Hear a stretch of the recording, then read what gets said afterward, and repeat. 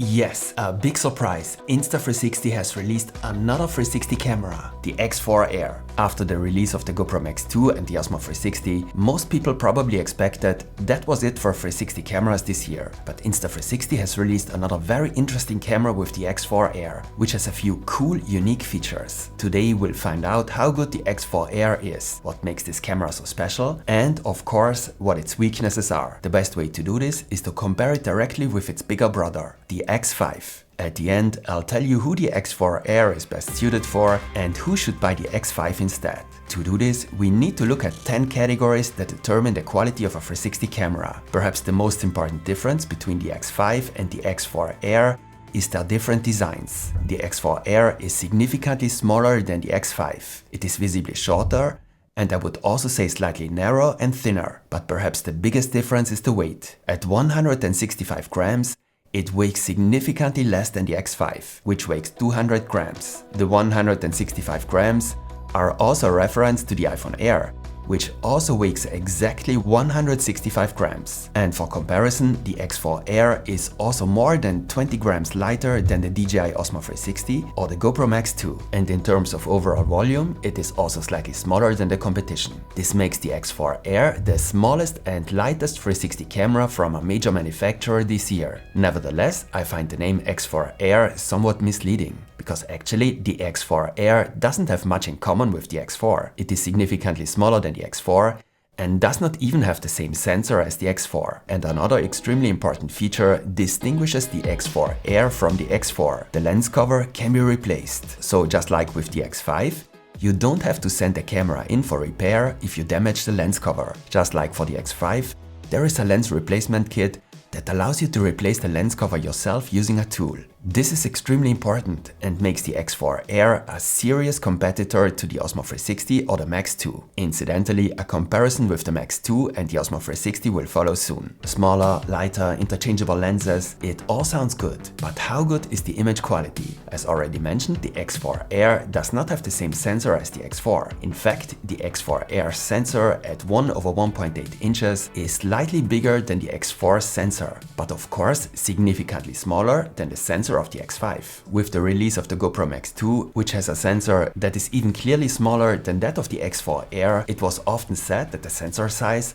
hardly matters anymore. If at all, then only in low light. Personally, I'm not convinced. Sensor size can also play a role in good lighting conditions. A larger sensor leads to better dynamic range, less image noise in the dark areas of the image, and can also lead to better colors because it can capture more color information. But as you can see here, the X4 Air's shots look pretty good in direct comparison with the X5. This is especially true when the lighting conditions are good and the environment is high contrast and colorful. In other words, under optimal conditions. This means that in these situations, there are hardly any noticeable differences between the two cameras. In general, I would say that the X5's shots have slightly more saturation and the colors are a little more vibrant. But it's almost impossible to tell these two shots apart here. This is of course also due to the fact that the X4 Air uses the same color profile as the X5. In addition to a standard color profile, both cameras also have a vibrant color profile with slightly more saturation and a flat color profile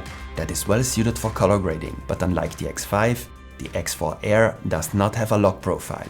Unless otherwise stated, all shots shown here were taken with the standard color profile and the default settings. The shots were also not edited in post. The X5 was able to cope much better with the situation here in the high mountains, for example. It is very bright here and there is not much contrast in the landscape. Here you would have to add a little more saturation when shooting with the X4 Air. I also noticed that in some cases the X5 exposes the shots a little better and makes the subject appear brighter. I think this is a particular strength of the X5, which was also evident in comparison with the GoPro Max 2 and the Osmo 360. In many cases, the X5 manages to expose the subject better than its competitors. On the other hand, in some situations the X5 shows slightly more noticeable lens flares than the X4 Air. It should be noted that the lighting conditions here are not that easy, as the sun is usually very low and always shining in somewhere. but in most cases, neither camera shows any particularly noticeable lens flares. As expected, the X5 has a slightly better dynamic range than the X4 Air due to its larger sensors. The difference is not huge, but it is noticeable in certain situations. Here, for example, you can see that the X5 protects the highlights slightly better than the X4 Air, with which very bright areas in the image burn out a little faster. Surprisingly, however, the X4 Air has a feature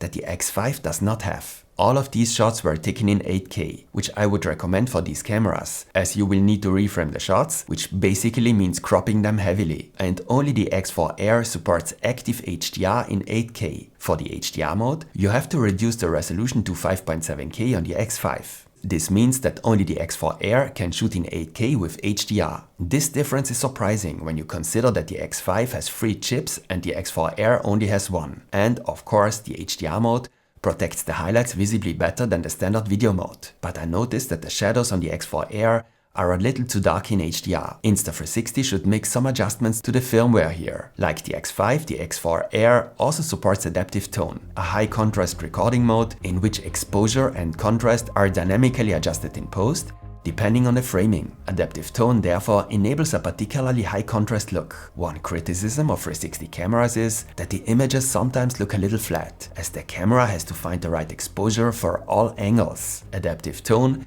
is designed to remedy this weakness. However, the result can sometimes look a little too contrasty. Here you can see a direct comparison with adaptive tone activated on both cameras. Another cool feature is that with the X4 Air, you can activate adaptive tone and HDR simultaneously in 8K. This is not possible with the X5. Purely from the details, I can hardly see any differences. Here you can see a direct comparison at 300% magnification, and there are hardly any differences to be seen. In low light, the difference in sensor size becomes clearly noticeable. As long as it's not too dark, the X4 Air can still keep up reasonably well and takes quite good shots. But when it gets darker, the difference to the X5 becomes clearly visible. The X4 Air's shots are not only darker, they also have more image noise and the colors look worse. Here, the X4 Air can't quite keep up with the X5.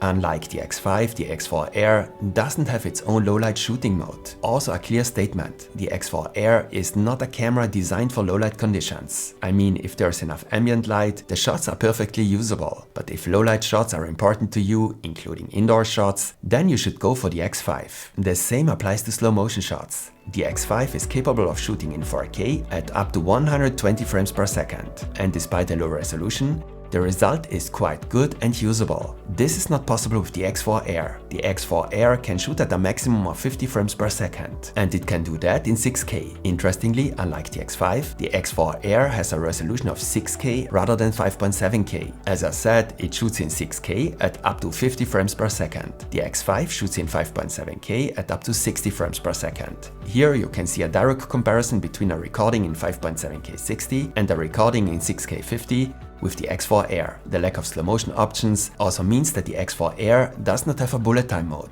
This is the recording mode where you swing the camera above your head to create a special slow motion effect. It's interesting that Insta360 has decided not to include this feature on the X4 Air, as it has always been a typical shot for Insta360 cameras. Apart from poorer low light performance and the lack of slow motion, there is hardly anything you have to do without with the X4 Air. Just like the X5, the X4 Air also has a single lens mode. This means it can record flat clips like a conventional action camera, which you don't have to reframe. And just like the X5, it can do this in 4K at up to 60 frames per second. Of course, the same applies here as in 360 mode. In good lighting conditions, the recordings are very good and comparable. When the lighting conditions become more difficult, the X5 has advantages. This also applies, for example, when the sun is shining directly in your face. Here you can see a direct comparison in single lens mode. The X4 Air also features the Me mode. The Me mode is a recording mode in which a recording is actually taken in 360 mode with both lenses and then reframed directly in the camera. This mode therefore saves you the need for reframing, but you get a recording with an invisible selfie stick effect that looks like a 360 recording. In this regard, however, the X5 has an advantage. While all Me mode recordings on the X4 Air must be stabilized in the app, the X5 automatically saves recordings at up to 2.7K 30 as flat clips. This means you can use these recordings immediately and no longer need to open them in the app.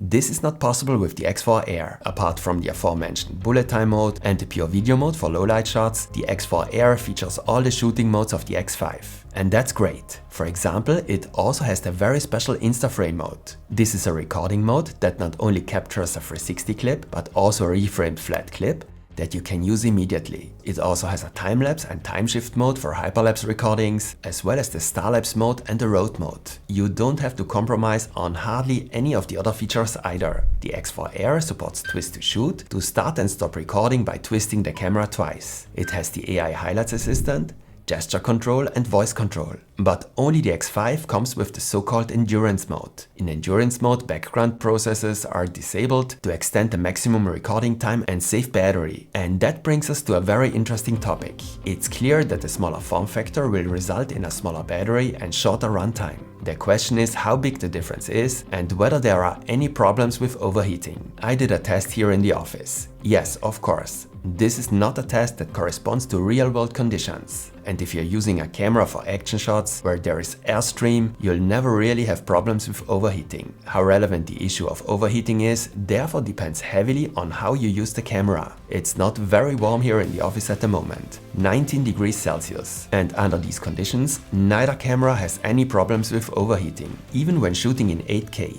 Both cameras film until the battery runs out. And I'm surprised at how long the X4 Air can record. It shoots in 8K 30 for 1 hour and 25 minutes. The X5 shoots about 10 minutes longer for 1 hour and 36 minutes. For me, this difference would not be a decisive reason to choose the X5. There is one last category where the X5 has a slight advantage: accessories. The X4 Air is a new camera, but of course all sticks and mounts available for the X5 are also compatible with the X4 Air. Basically, Insta360's invisible selfie sticks and many mounts are compatible with all 360 cameras. And it's great and also extremely important that there is an invisible dive case available for the X4 Air right from release. Both cameras are waterproof up to 15 meters without a dive case. But without a dive case, you can't take shots in 360 mode underwater. That's why it's great that there is also an invisible dive case for the X4 Air for 360 recordings underwater. This also sets the X4 Air apart from other 360 cameras on the market. What's not currently available for the X4 Air, however, are ND filters, for example. These were only released a few months ago for the X5 and enable cinematic motion blur, while the remotes from Insta360 and of course the Mic Air are compatible with the X4 Air. I'm not so sure about other accessories,